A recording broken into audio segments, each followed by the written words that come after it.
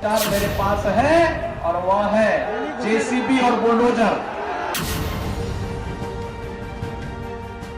तमंचावादी है, वही करेंगे और इनका औपचार एक ही है और औपचार मेरे पास है और वह है जेसीबी और बुलडोजर। इनको श्राप भक्तों के खून से भी इनकी टोपी रंगी हुई है। उनकी सोच स्वयं के विकास की है और इसके लिए वे लोग दंगों की आग में प्रदेश को झोंकना चाहते हैं। योगी जी ने कानून और व्यवस्था को सुधारा है, हमें पलायन करने वाले पलायन कर गए। वे तालिबान का समर्थन करते हैं, लेकिन हमने कहा कि तालिबानी मानसिकता उत्तर प्रदेश के अंदर नहीं पनपने देंगे, कठोरता से उसको कुचलने का कार्य करेंगे। देखिए, अखिलेश जी के हाथ में एक लाल लाइट है जो विकास के लिए है। वो आएंगे तो विकास फिर से एक बार रुक जाएगा, स्टॉप हो जाएगा, फुल स्टॉप हो जाएगा। मतलब लीली लाइट के लीली लाइट माफिया और गुंडे के लिए है, वो आएंगे तो माफिया और गुंडे फिर से बेरोक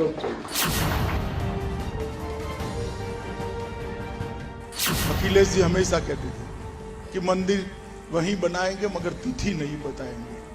अखिलेश जी, भूमि पूजन हो गया है, आपको निमंत्रण है, आप भी आ जाना जब दजा जब।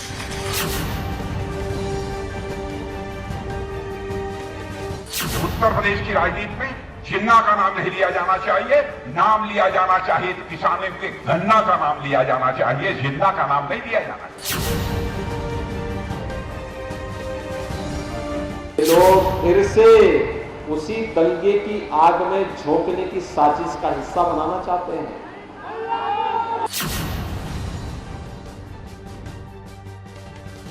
कैराना में फिर से पलायन कराना चाहते हैं, क्योंकि अब उत्तर प्रदेश में पलायन नहीं होता है, अब तो प्रगति होती है, प्रगति।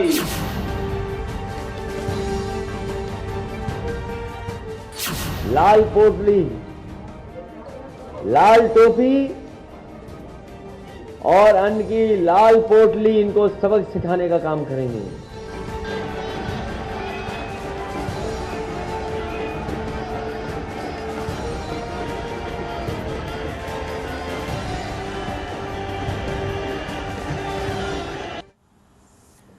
तो पश्चिमी उत्तर प्रदेश में प्रचंड प्रचार चल रहा है सभी राजनीतिक दलों का। यूपी चुनाव के पहले चरण में पाकिस्तान, जिन्ना, तालिबान ये शब्द चुनावी बहसों और भाषणों में खूब सुनाई दे रहे हैं।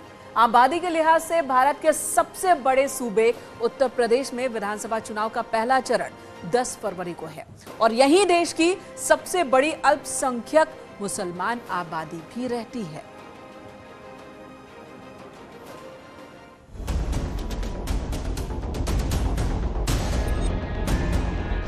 जैसे जैसे मतदान की तारीख करीब आ रही है, पश्चिमी यूपी का सियासी पारा हाई होता जा रहा है।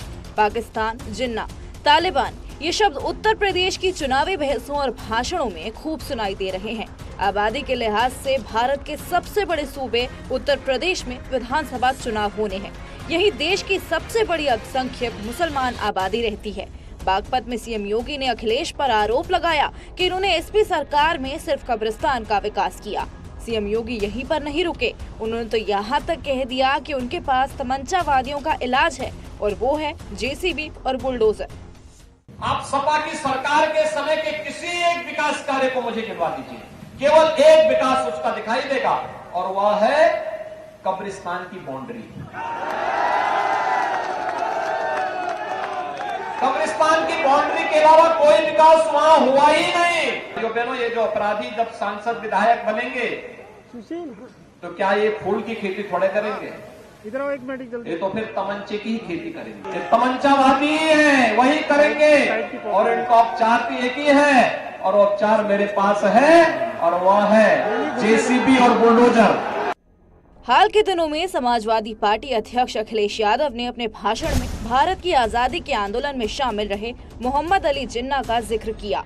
इसके बाद जिन्ना राजनीतिक भाषणों और बहसों के केंद्र में आ गए। वहीं एक इंटरव्यू में अखिलेश यादव ने कहा कि हमारा नंबर 1 दुश्मन पाकिस्तान नहीं है, वो तो बीजेपी है, जिसके बाद बीजेपी ने जमकर हमला बोला।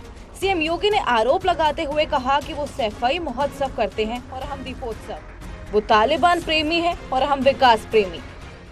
फर्क साफ है। पहले पश्चिमी उत्तर प्रदेश से पलायन होता था व्यापारियों का, युवाओं का। आज पलायन नहीं होता, आज प्रगति होती है, नौजवानों के लिए रोजगार का सृजन होता है। हम लोग अयोध्या में दीपोत्सव का आयोजन करते हैं, बरसाना में रंगोत्सव का कार्यक्रम करते हैं, और वे लोग सैफई महोत्सव मनाते थे। वे तालिबान का समर्थन करते हैं, लेकिन हमने कहा कि तालिबानी मानसिकता उत्तर प्रदेश के अंदर नहीं पनपने देंगे, कठोरता से उसको कुचलने का कार्य करेंगे। बीजेपी के वार पर अखिलेश यादव ने कहा कि जो लोग किसानों को आतंकवादी और मवाली कहते थे, उन्हें आंदोलन के आगे झुकना पड़ा। जनता ने मूड बना लिया है कि बीजेपी को हराना है। अखिलेश ने कहा कि नकारात्मक राजनीति करने वालों की इस बार हार होगी। हमें उम्मीद है कि शहर के लोग भी अन्नदाता के पक्ष में मतदान करेंगे और जो खुशहाली आनी चाहिए थी, जो तरक्की होनी चाहिए थी, जो विकास का रास्ता होना चाहिए था, वो भारतीय जनता पार्टी ने रोका है। यहां निगेटिव पॉलिटिक्स कोई कर रहा है, नकारात्मक पॉलिटिक्स कोई कर रहा है, तो वो भारतीय जनता पार्टी कर रही है।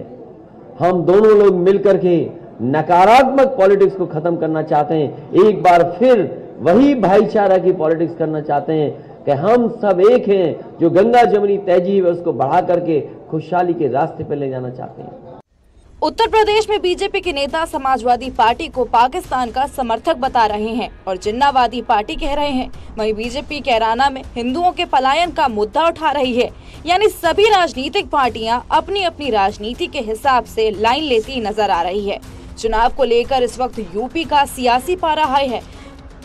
खासकर पहले चरण में होने वाले मतदान वाले जिलों में ताबड़तोड़ प्रचार जारी है। बीजेपी समेत तमाम दलों के नेताओं ने ताकत झोंक रखी है और इस प्रचार के दौरान वार पलटवार जारी है।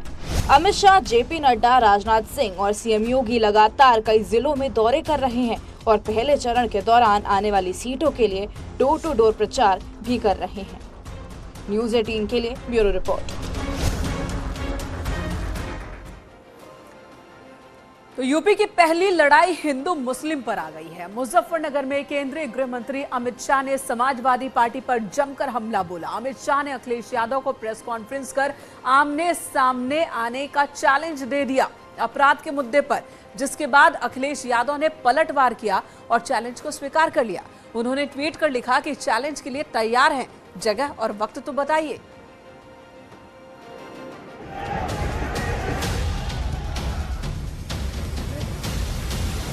यूपी विधानसभा चुनाव को लेकर सभी दल के नेता अलग अलग विधानसभा सीट में प्रचार करने पहुंच रहे हैं।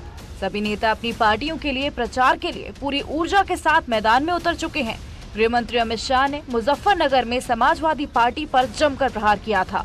उन्हीं के बयान पर अब समाजवादी पार्टी के मुखिया अखिलेश यादव ने पलटवार किया है। उन्होंने शाह का चैलेंज स्वीकार करने का भी ऐलान कर दिया है। दरअसल उन्होंने ट्वीट कर लिखा, हम हर चैलेंज के लिए अभी तैयार हैं। सच को तैयारी की जरूरत नहीं पड़ती, वो जगह बताएं, समय बताएं। शनिवार को विधानसभा चुनाव के प्रचार के लिए केंद्रीय गृह मंत्री अमित शाह ने मुजफ्फरनगर में डोर टू डोर जनसंपर्क के साथ मतदाता संवाद कार्यक्रम भी किया। वहां पर उन्होंने समाजवादी पार्टी के राष्ट्रीय अध्यक्ष अखिलेश यादव पर निशाना साधते हुए कहा कि हिम्मत हो तो अपने समय के आंकड़े लेकर प्रेस वार्ता करें। रिकॉर्ड है, लूट के अंदर 69% करीब लूट के अंदर भी 70% की कमी, हत्या के अंदर 30% की कमी हुई है, अपहरण के अंदर 35% की कमी हुई है और बलात्कार के अंदर भी 30% से ज्यादा कमी हुई है। अखिलेश बाबू, मैंने तो अपना हिसाब दे दिया। आप आपके शासन के आंकड़े और भारतीय जनता पार्टी के शासन के आंकड़े आप हाथ में लेकर एक प्रेस वार्ता करिए तो पूरे उत्तर प्रदेश की जनता को मालूम पड़ेगा। मुझे मालूम है वो नहीं करे। अमित शाह ने कहा कि सपा पार्टी आती थी तो गुंडा माफिया और तुष्टीकरण की बात करते थे। आज भाजपा के 5 साल हो गए हैं, न जाति की बात है, न परिवारवाद की बात है, न गुंडे माफिया तुष्टीकरण की बात है। भाजपा के शासन में सिर्फ और सिर्फ सुरक्षा और विकास की बात है। मैंने दंगों की वीरता को जाना था, पहचाना था।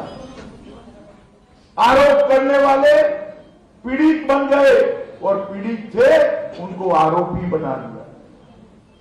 खैर मैं बाद में बात करूंगा, मगर मैं आज भी दंगों की वो पीड़ा को भूला नहीं। 2017 के बाद 2022 में आपके सामने आया हूं, भारतीय जनता पार्टी का रिपोर्ट कार्ड लेके आया हूं।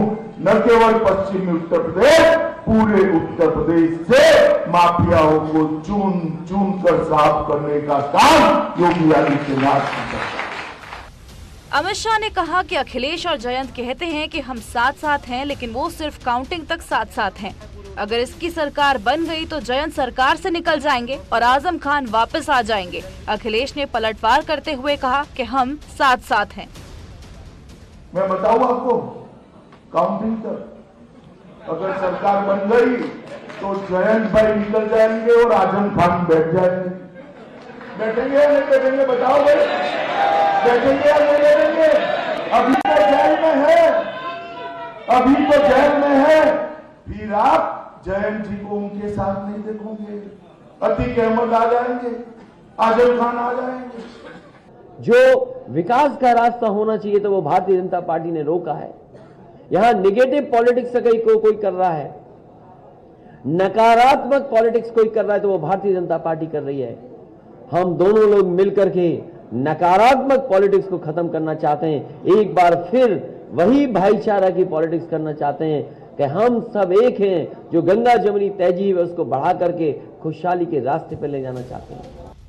यूपी में 7 चरणों में विधानसभा चुनाव होना है, जिसकी शुरुआत 10 फरवरी को पश्चिमी यूपी के 11 जिलों की 58 सीटों पर मतदान के साथ होगी। उत्तर प्रदेश की राजनीति में बयानबाजी तेज होती जा रही है। गृह मंत्री अमित शाह के बयान पर अब समाजवादी पार्टी के मुखिया अखिलेश यादव ने पलटवार कर चैलेंज स्वीकार कर लिया है। न्यूज़ 18 के लिए ब्यूरो रिपोर्ट।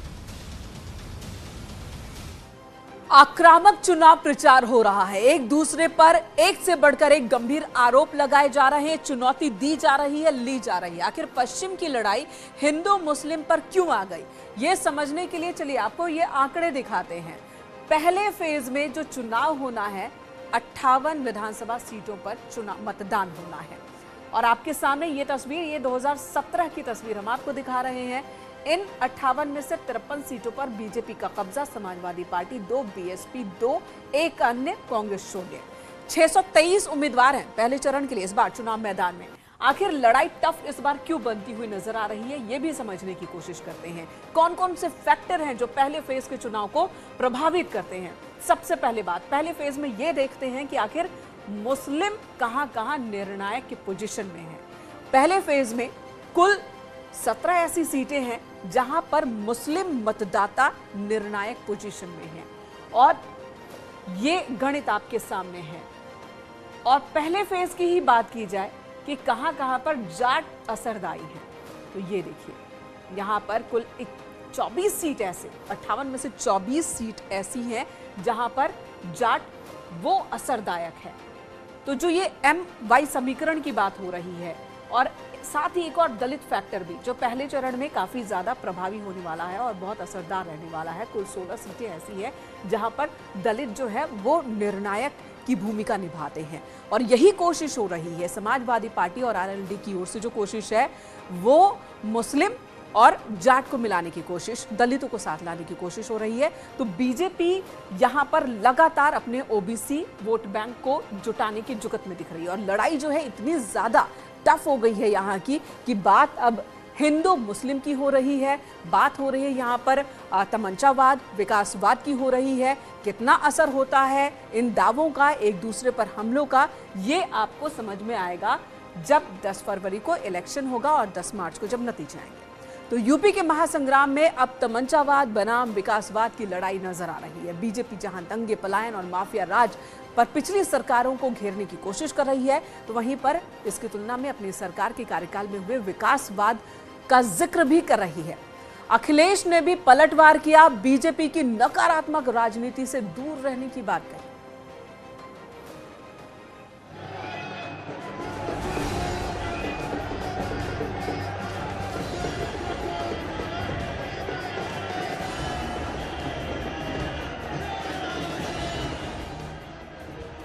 चुनाव के लिए प्रचार अभियान तेज हो गया है।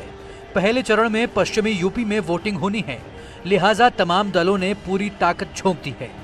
बीजेपी के नेता डोर टू डोर प्रचार में जुटे हैं। सीएम योगी आदित्यनाथ ने ताबड़तोड़ रैलियों के जरिए विपक्ष पर जमकर प्रहार किया। मैंने इसीलिए कहा, जो ये हिस्ट्री सीटर को इन्होंने जो पेशेवर माफिया और अपराधियों को टिकट दिया है सपा बसपा ने, मैंने कहा बहुत मत बिलबिलाइए भाई, 10 मार्च को फिर बिलों के अंदर घुसोगे, चिंता मत करो। 10 मार्च के बाद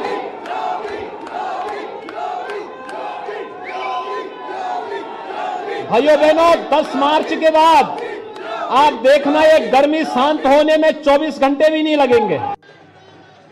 सीएम योगी ने पिछली सरकारों पर निशाना साधते हुए कहा, विकास पिछली सरकारों के एजेंडे का हिस्सा ही नहीं था। पहले तमंचा बनवाया जाता था, हम डिफेंस कॉरिडोर बनवा रहे हैं। विकास उनके एजेंडे का हिस्सा ही नहीं था। वे केवल एक पैसा माफियाओं के घर में जमा करते थे और अपराधियों को अपना शागिर्द बना करके उनसे तमंचा बनवाते थे, जिससे व्यापारियों का लूटपाट कर सके, डकैती डाल सके। लेकिन अब हम लोग बुलंदशहर के बगल में ही अलीगढ़ में डिफेंस कॉरिडोर बना रहे हैं, डिफेंस कॉरिडोर। योगी आदित्यनाथ के अलावा केंद्रीय मंत्री राजनाथ सिंह और बीजेपी के अध्यक्ष जेपी नड्डा ने भी उत्तर प्रदेश में चुनावी सभाओं के जरिए विरोधियों पर सवाल दागे। जेपी नड्डा ने तो अखिलेश यादव पर आतंकियों का समर्थन करने तक का आरोप लगा दिया कि अखिलेश जी ने आतंकवादियों का साथ दिया। ये सबसे दुखदाई बात है। 2010 में 30-31 दिसंबर और 1 जनवरी को, शायद तारीख गलत हो सकती है, मुझे बहुत याद नहीं है, लेकिन 2010 में रामपुर में सीआरपीएफ के कैंप पर आतंकवादियों का हमला हुआ। उसमें सीआरपीएफ के 7 जवान मारे गए और एक रिक्शा वाला भी मारा गया।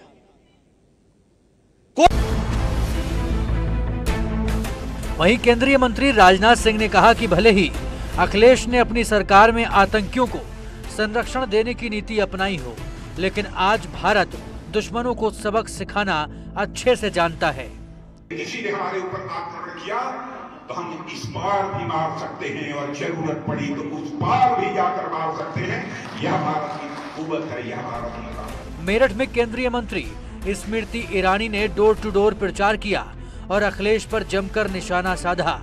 उन्होंने कहा कि कोरोना काल में योगी सरकार ने सबसे बेहतर काम किया। जब वो लोग जो देश में कम विदेश में ज्यादा नजर आते हैं, वो लोग जब अपनी लोकसभा क्षेत्र में ना दिखे, मेरी नहीं अपनी,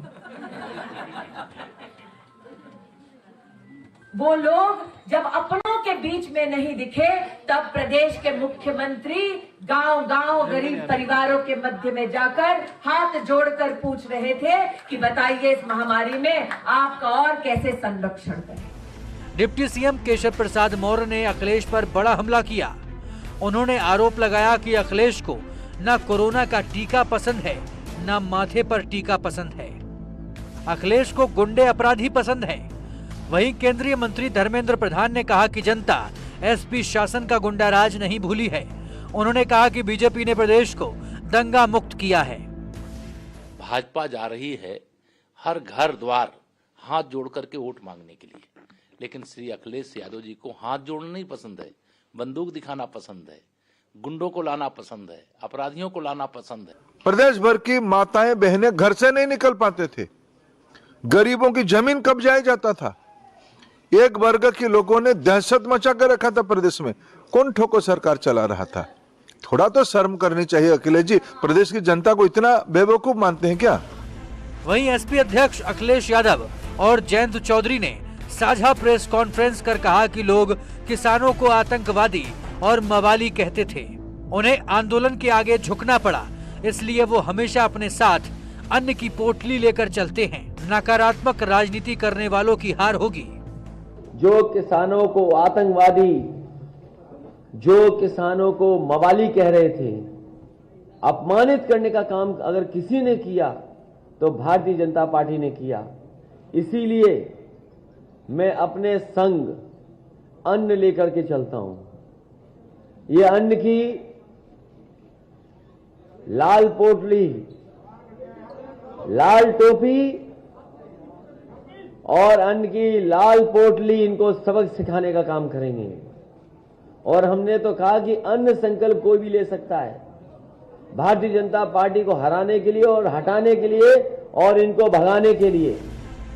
यूपी के पहले चरण के चुनाव से पहले ही वार पलटवार चरम पर है।